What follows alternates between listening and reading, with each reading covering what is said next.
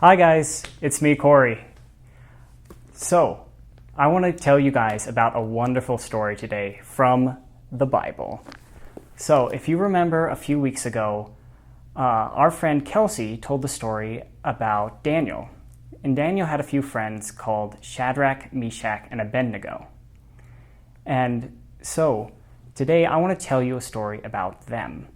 So, much like Daniel, there was this king, Nebuchadnezzar, the king of Babylon, and he took over the Israelites' home. And he took all of them back to Babylon, and they weren't allowed to live in their old homes anymore. It was in this new land that Daniel, Shadrach, Mesach, and Abenego all became wise men for Nebuchadnezzar. And they showed that they were wise very early on when they ate just vegetables and showed just how much stronger and healthier than they were than all the other wise men. But shh, I'm not going to tell your parents about that part of the story if you don't, okay?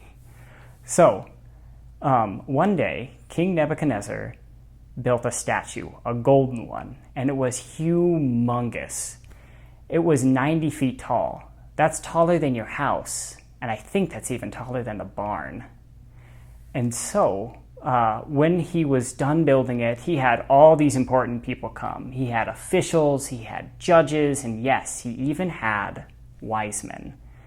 And King Nebuchadnezzar made a decree that anytime someone heard music, whether it was horns or trumpets or bagpipes or flutes, that they were supposed to bow down and worship the statue.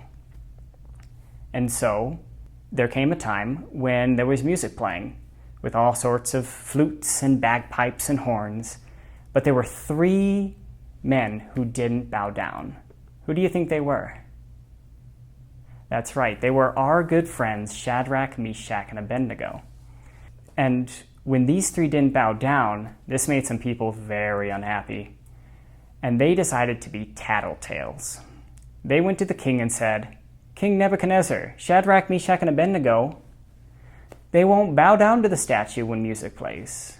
And so the king had them brought to him, and he asked them, "Is this true?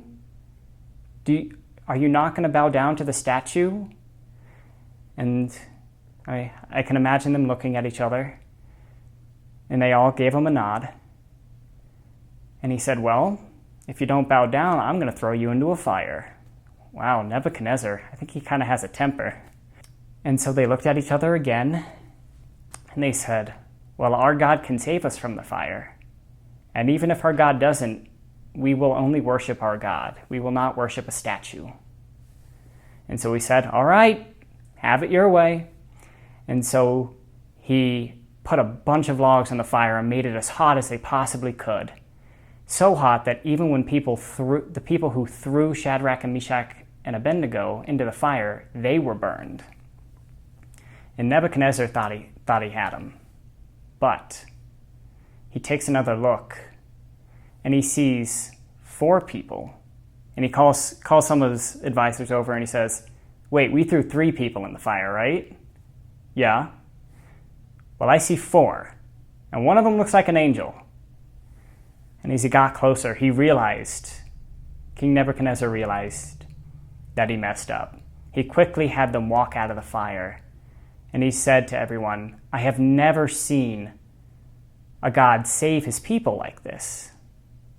And he made a new decree saying no one was allowed to say anything bad about the God of Shadrach, Mesach, and Abenego.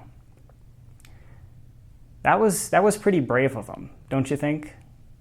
I don't know if I could have been as brave as Shadrach, Mesach, and Abenego. Being thrown into a fire, that was crazy. But God saved them.